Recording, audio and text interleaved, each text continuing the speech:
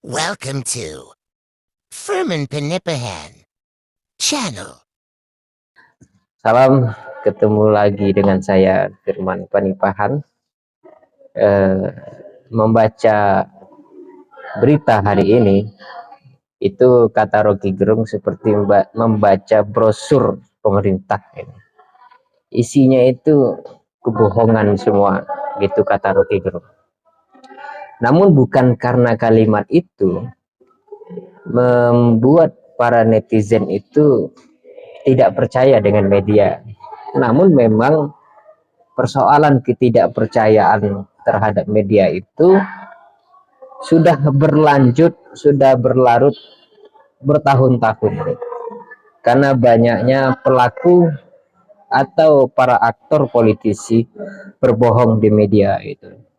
Media menjadi alat penyambung akal busuk dari politisi gitu.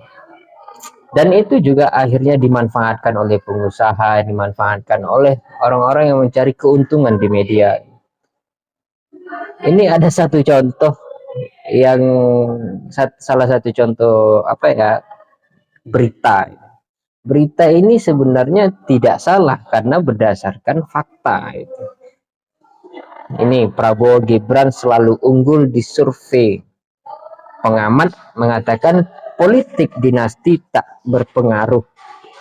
Ya, pengamat politiknya pasti dari Prabowo Gibran juga yang mengatakan orang-orang yang menjual politiknya dengan atas nama dinasti itu tidak pengaruh terhadap masyarakat.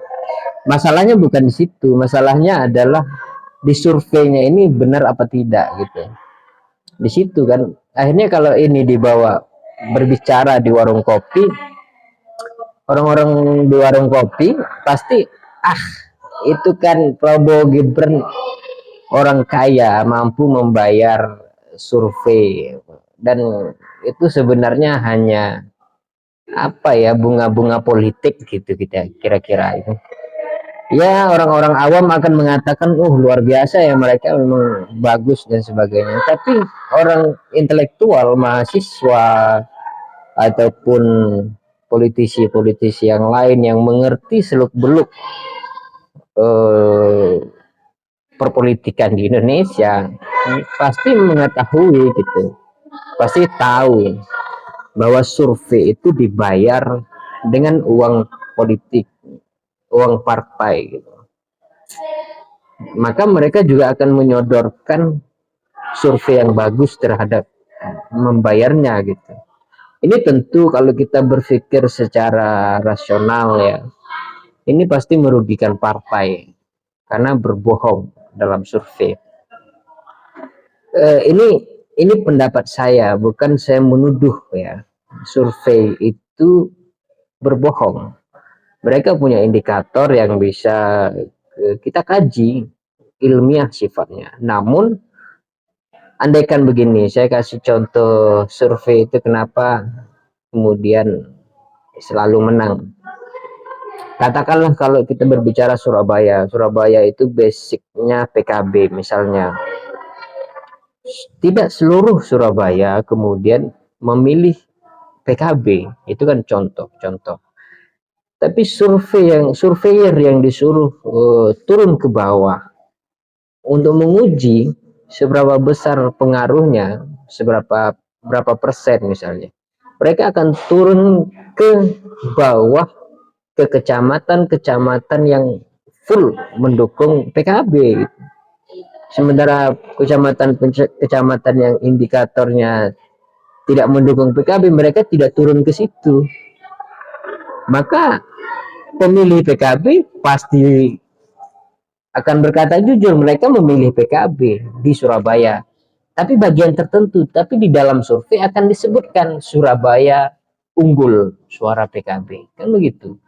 Sama dengan hari ini, Prabowo Gibran selalu unggul dalam survei. Surveinya di mana? Itu persoalannya. Kalau surveinya di sekitar istana, itu ya bisa jadi gitu. Prabowo menang. Apalagi surveinya sekitar Solo gitu.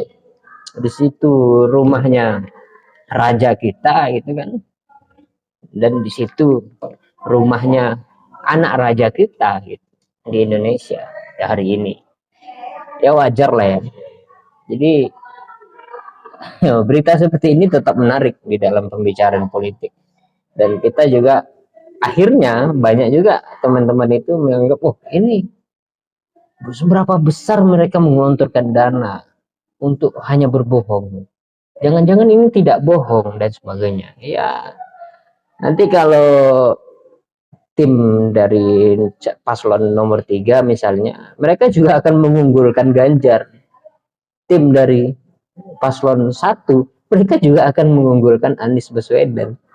Jadi, adakah yang bisa dipercaya? Tidak ada. Itu aja. Kita harus cerdas ya dalam hal ini ya. Survei-survei ini berhentilah gitu. Jangan habis uangnya di survei aja. Mending habis uangnya itu menyogok rakyat gitu. Walaupun rakyatnya mau disogok, tapi ada keuntungan untuk rakyat gitu. Itu aja. Terima kasih. Wassalamualaikum.